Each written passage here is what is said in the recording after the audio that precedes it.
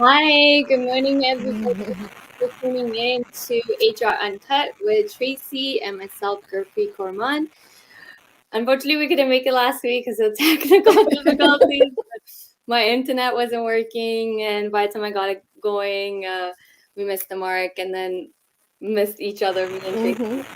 Hmm. But we're back. We're here to do our segment that we are supposed to do last week on the depth of performance reviews. So to kick it off, it was actually a topic that Tracy suggested to talk about. So I'm gonna let her kick it off. I have some interesting and things that I want to share about this whole performance review too, and it's like a great topic, especially around this month because typically this is when the whole tip year end reviews start to happen, which to me never made sense why we're waiting till the end of the year to do the reviews. So Tracy, since you picked the topic, let's kick off the segment with you. Perfect. Thank you. Well, yeah, and I did pick this subject, and I'll tell you why. And it's exactly for what you said. It seems to be the time of year where everybody like hunkers down and starts doing their year-end reviews, which I've always sort of found to be somewhat of pulling teeth to the managers to get them to do it, and then you have your employees who just feel like they're going to the principal's office to do it. And and then I used to find it was like time after time after time chasing people to get it done, and then the next thing you know, we're in March and we're still not finished our reviews because nobody really wants to do them. And I think to myself, why? Then why do we do this? Like, why?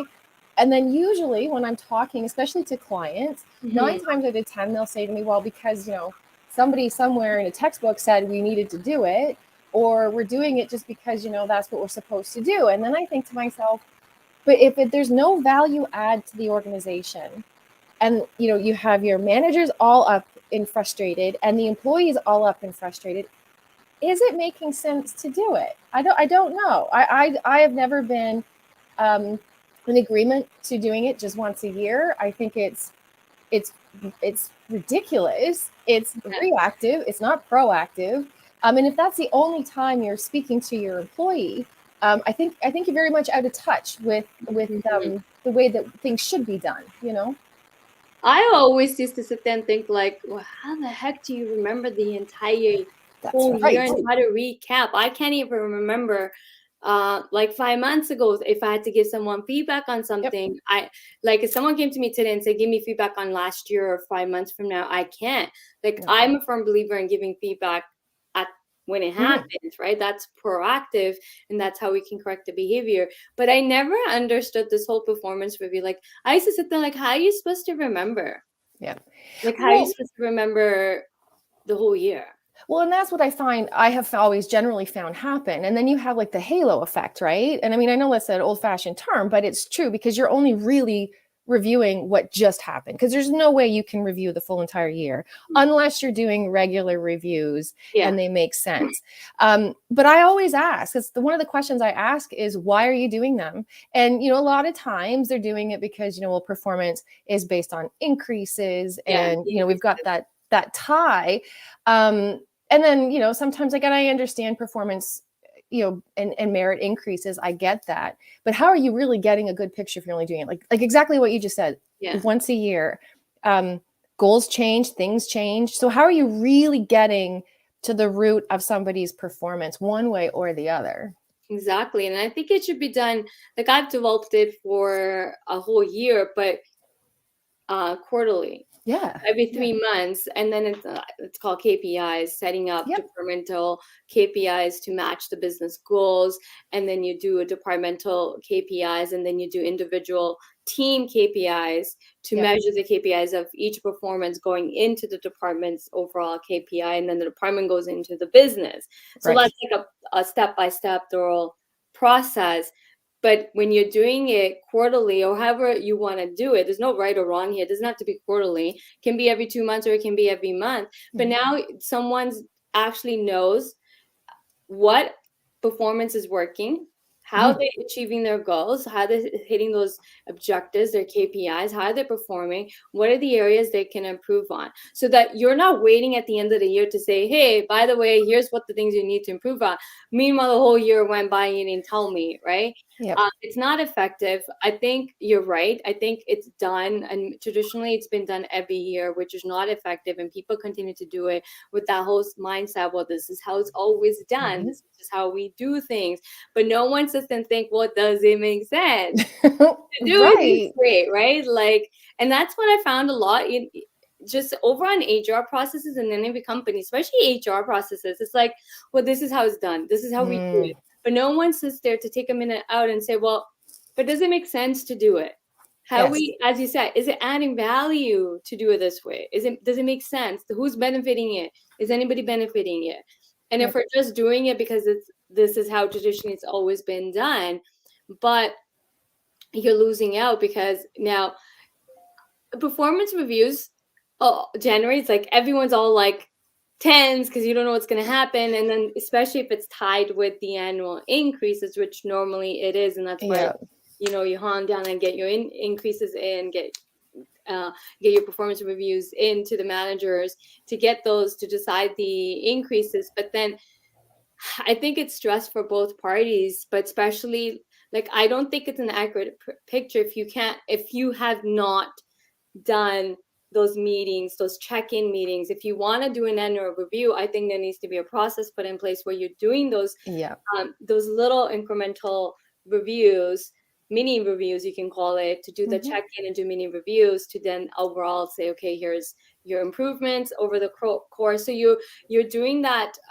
performance review on, here's what we planned out 2 months ago, and here's what you've done, and here's the improvements. And you're doing it needs to be constant. Yeah, and it's cumulative too. And I think the other part that we miss is businesses change, right? Like we just went through 2 years of complete upheaval where business objectives changed, right? Business objectives changed. KPIs within the organization may have changed. So if you're not, actively, reviewing these things on a regular basis, then what you've done in January may not be what you ended up with or needing in December, And one of the other things I wanted to talk about real quick too, because I've seen this in more organizations than I care to admit, and that's been where I've been in an HR chair, where we have budgets set aside and we have ratings that we're allowed to give, and we have the upper echelon of the organization saying you can't have more than say 10% of your workforce out of 4 out of 5 on their ratings. We're not allowed to give more than a 3% increase to certain folks, and you're only allowed to have certain folks in your in your department that are allowed to have a 4% increase. So it's very much driven by budgets and people who are above us. So then what happens is, managers go into these reviews, employees don't always know, and they already know, I'm only allowed to have 10% of my workforce sit at a 3. And you may be at a 3, but I got to give you a 2 because these people are, you know what I mean? Like above you. And then the same with the review when it comes to merit increases, because I've had to do it where I've sat down and we've had to do the math and say, okay, well, this person can't get this much because you were only allowed to have this much in your budget to have this much of an increase. So then the whole thing starts to fall apart, because why are you doing it? There is absolutely no reason to do it if you're being told how many folks you're allowed to have at certain ratings and how many, how much percent you're allowed to give to each employee. It doesn't make any sense to me at all. And so to me, I think the performance review in its inception, in the 70s, whenever it was when it was born, it may have served a purpose. But as we've sort of grown through the decades, it needs to change. And I haven't seen enough of a substantial change in how we're doing it to say that it's still value add to organizations today, which is why I say it should be dead. It should be dead. Like, you bring a great point where you touch on the percentages that you're allowed to give, which is interesting because I educate as a career coach. That's one of the things I educate when I'm coaching people, is that, listen, here, take it from inside knowledge of an HR person, that companies do those performance reviews. They have a set of percentages, right? Mm-hmm. Like, you're not going to get more than 3%. 1% is like an inflation Yeah. cost of living adjustment. Everyone gets a 1%, right? 1 to 1.5%. To get more, you have to show that you deserve it. And guess what? The more maybe you get 1.5 more, Yep. it brings you to 2%. Like Yep. 1 to 1.5, everyone's going to get. To get anything more, you have to, it's based on your performance. But guess what? That little percentage is not a lot. Right. And then It's not. it's not, I could do the math, right? And then to get more than 3%, a lot of times, from my experience, managers had to really put a business case on why this employee deserves to get 4% or 5%. Yep. Look how much legwork. And sometimes managers may not want to do it, and some managers will go battle that for their employee who deserves to get it. But you bring an interesting point, is driven on budgets and how many people can get what type of percentage, but then where's the incentive? Exactly. But and then the other component of it that I've always sort of found interesting too is, if you're monitoring it to that degree that you can only have, so many people sitting at a 3 and so many people sitting at a 4, and then, you're doing these percentage manipulations, because that's exactly what you're doing at the other end of it, to make sure that you're within budget and each department's only allowed to have a certain amount for increases. Then it just, to me, it doesn't make sense. And then what about the folks who maybe aren't performance driven jobs, where their KPIs maybe aren't as prevalent as somebody that's sitting in, more of a strategic place? And I think, your production associates who have a huge impact on our organization, but who aren't valued as high in the performance review process, which then I feel is a huge inequity, because we're rewarding a certain class of employee too. Yeah. And then you get into that whole favoritism, discrimination. Or employees can feel like they're being discriminated because they're in this class, and then the cushy managers get X. So you create this whole unnecessary disrupting your workforce. You're like for a couple of months, like this whole performance review is not just going to end with the performance review. The aftermath of it, employee may not have liked it, what they got. So now you got an employee that's unhappy, right? Yes. So I see it like it's like a ripple effect, right? Some employees will be happy, some people are not. Like this time of the month is like it's crazy, because you have to get it in, and then you have to deal with the feedback. Then you have to deal with when you roll out those increases, and then people see it on the paycheck. Well, what, I only got this much. And then HR, everyone's coming to HR and knocking on our doors to like, hey, why did I get this? And then you have to do all these the employee relation issues. Now you're dealing with the employee relations component, where now you have employees that are going to be unhappy. Those that are happy, they're not going to come knocking on your doors, but there will be employees that are not going to be happy, and especially one that deserves it, probably, deserves that big increase. But then you have these levels of who can get what and how many people can get what percentage, which to me is always, I always seen it as an unfair process. It's not a true way to merit someone's performance. If you really want to reward people for good behavior, good performances, and adding, revenues back into the organization, then let's do let's do an individual base.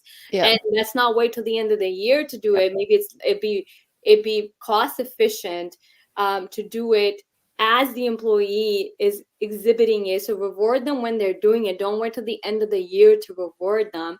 And you can do it in so many different ways to reward employees and create the incentive for performance. And that you don't have to wait till the end of the year and then the budgets and all stuff. You can incorporate, like I remember we used to, one of my bosses I used to love, wasn't my boss, but I was a partner in managing a facility. And that's what we used to do.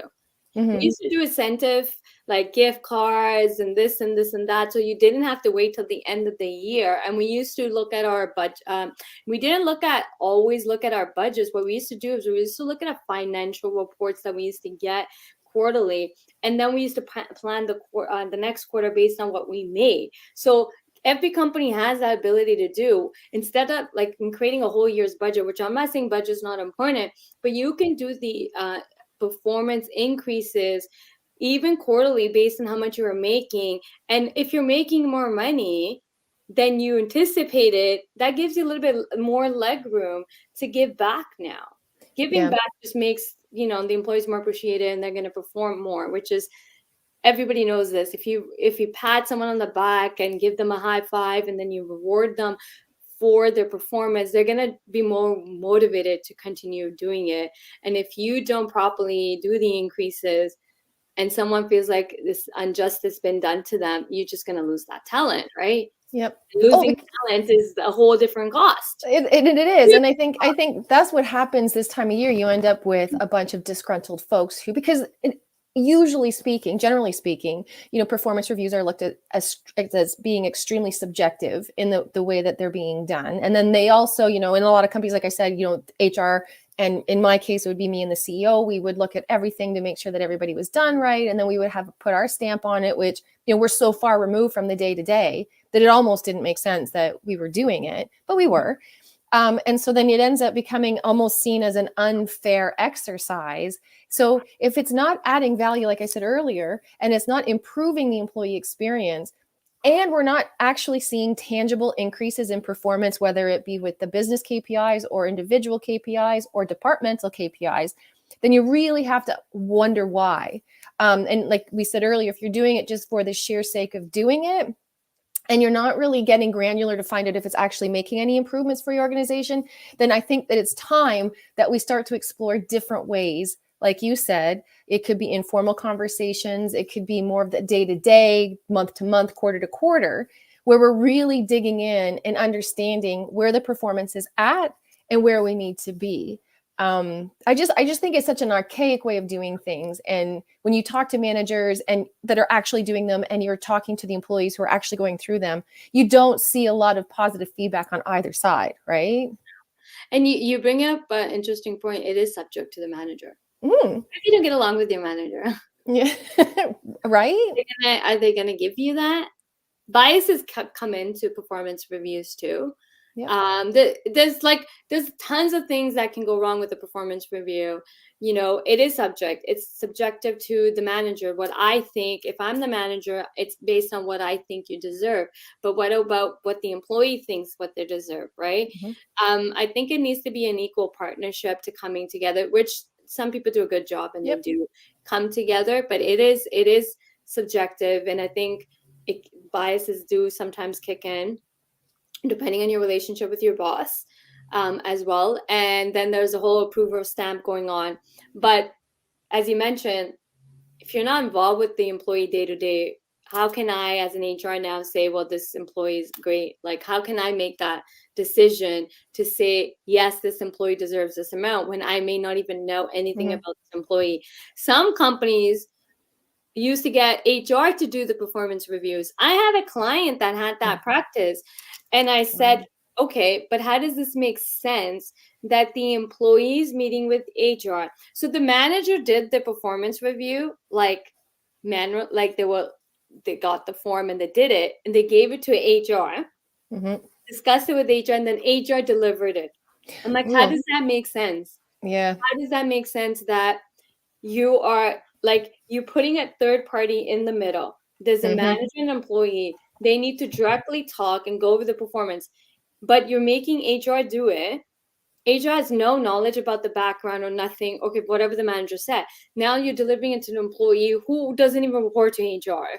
And how can they validate what they're saying? You know what I mean? Like, it makes no sense. And then the employee is going to have so many questions about the performance review. Then what? HR is taking those questions back to the manager. And the manager is going to give their input on those answers to the question. Then the HR is going back to the employee. Like, how ridiculous is this? Why not cut out the middle person and make the two talk directly? That's what performance reviews needs to be. Like, if your manager is not capable of doing a direct performance review, then your manager should not be a manager, because that's one aspect of the role, which it makes no sense to have a third party do a performance review, deliver it, when that person doesn't report to them directly. So I know companies that have that process. Which... That's interesting. And you know what you said? You said something that just hit me too. And it's, how often do we as organizations really and truly train and mentor and show managers how to actually, and what the purpose of the performance review is, and how to effectively do it? Whether you're doing it once a year, quarterly, whatever, but how much time do we invest in really training that person to deliver a performance review so that it's effective for the employee? And I think a lot of times, managers step into these positions and they're doing performance reviews and they really have never had exposure to it before. And then they're not really good at doing it. And that does happen, I think, more times than not. And that's a huge part of the employee engagement, and all of those wonderful retention things that we always talk about. But it's a touch point that a manager has with the employee that can be positive, but it can also be negative. So I think spending time in really training our managers to be effective at performance reviews is something that a lot of organizations miss as well. You did bring out a good point about training. It's true though. Like you got me thinking, like, yeah, how many managers are actually trained to do performance reviews? How do you monitor? What do you like? It like you're right. I can't even think of any manager that I knew was trained. Right. Yeah, and that you got me thinking. I'm trying to think like how many managers or even me went through any training. I didn't go through any training when I became a manager, my first manager role. I didn't go through any management training. Definitely did not go through any performance related training, like how to manage and how to monitor performance and all that. I didn't go through. I learned everything on my own. Luckily, I'm in HR, so it's easy for me to know, navigate, and what to do. But I usually have done it in a way, like in a partnership with the employees of mine who work under me to create into a partnership. Okay, what's your goal? What's your objectives? Here's what I'm thinking. What are you thinking? So it became more of a partnership, and then touch points in between to check on the performances. And so I believe in constant feedback. That's how I've do them now, and I've always done them, even when I was a manager in corporate world before becoming my own consulting boss. That's how I've always done it, and that's I think when I became a manager is when I really started like, well, this doesn't make sense. Like, how does this even make sense? You're supposed to sit there every January and say, hey, you are doing a great job in this. Here's your errors, improvements, but it's going to be based on the whatever I remember. Yeah.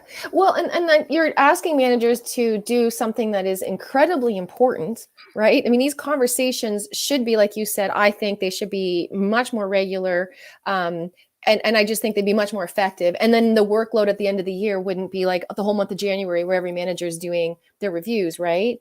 But you're asking these managers to handle probably one of the most important conversations that they're having with their employees is performance, and then goals and career development and all of those things that go along with it. And I think sometimes when we're out of touch as managers, whether we don't know how to do it or we're trying to cram it all into 1 year, we undermine the importance of it with our employees.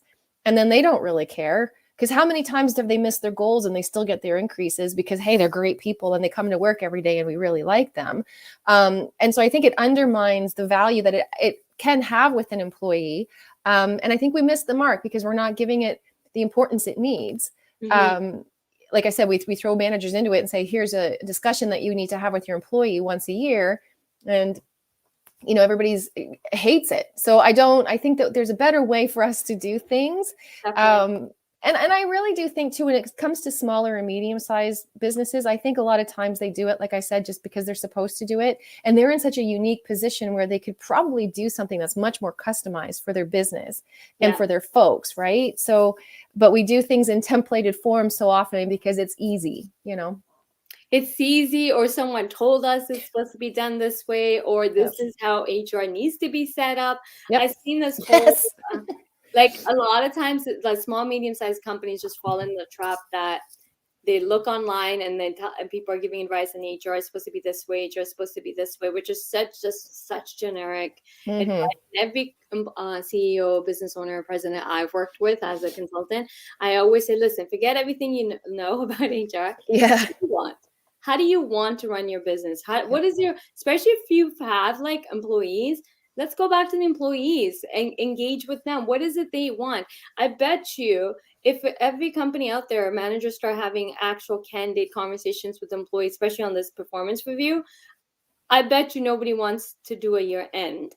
Yep. And you can get your employees probably the best people to go back and ask for this, and they can best drive what kind of performance program should be put in place, what incentive program should be put in place. And I think a lot of companies miss this entire mark of communication directly with the employees. There's just too much buzz stuff. Mm-hmm. I've seen in my entire HR career where there's each year or every 2 years is a buzz, like a trend, right?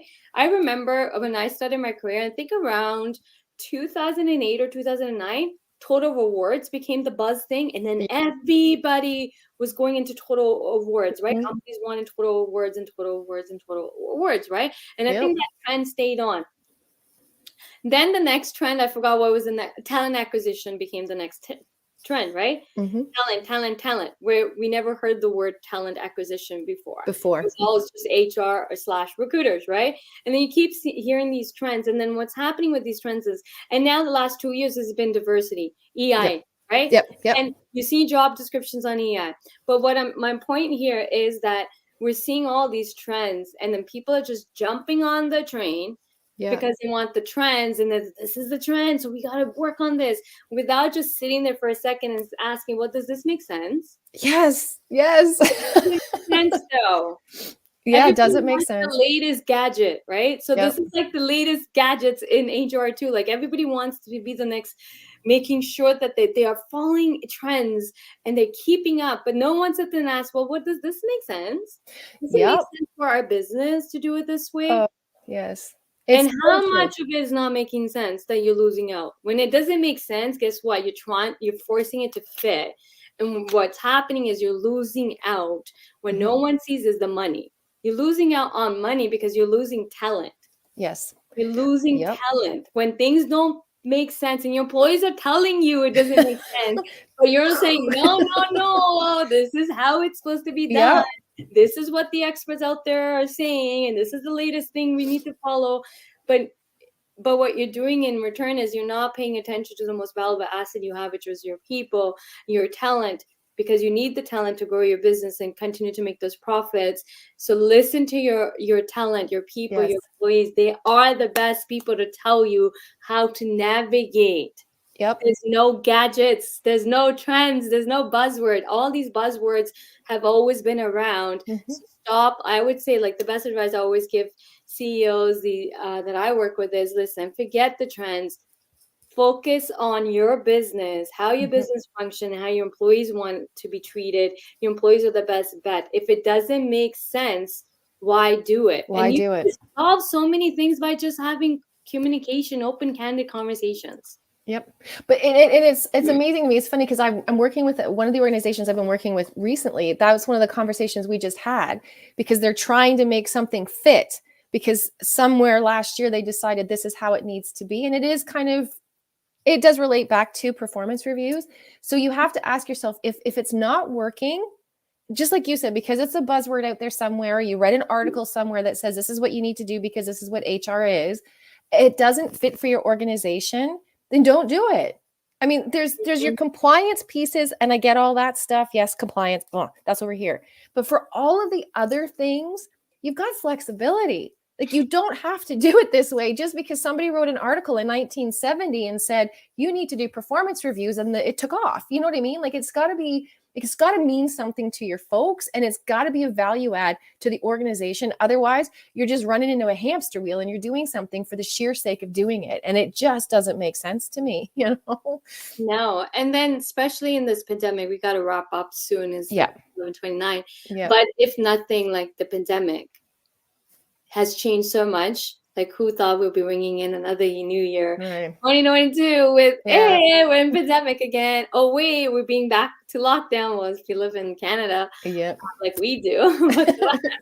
And then on top of stage 2, right?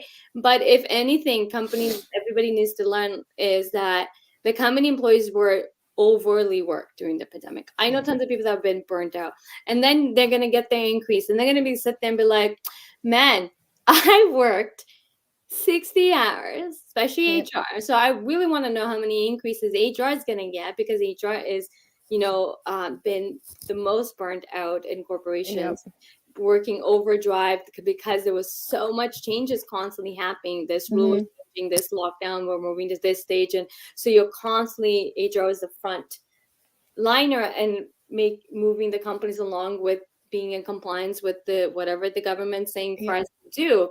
And how many of the HR people I know worked more than 40 hours? They worked around the clock this entire pandemic.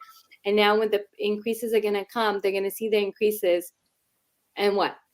This is what I went crazy over, burned out over, forget a 2% and 3% increase. Yeah. It makes absolutely no sense. I get companies have budgets, but I think we need to wake up and really sit there and ask ourselves as managers to ask ourselves, well, what does this really make sense? Does it make sense to me to just give a 2%, or would it make sense to give an incentive as the employee exhibiting excellence and give them, maybe call it an excellence rewards? And that's kind of what Total Rewards became popular in 2008, was more of like creating the rewards program to reward employees. And I think I'm not saying that it was just a trend. It was always there, but it kind of just blew up. Yeah. And I think I don't think we should have year-end performance reviews. I think you just need to incorporate performance excellence, whatever you call it, to award the employee as they're delivering excellence. And it doesn't always have to be an increase. It can be simply also, I think a lot of times we forget that it's always not about the money.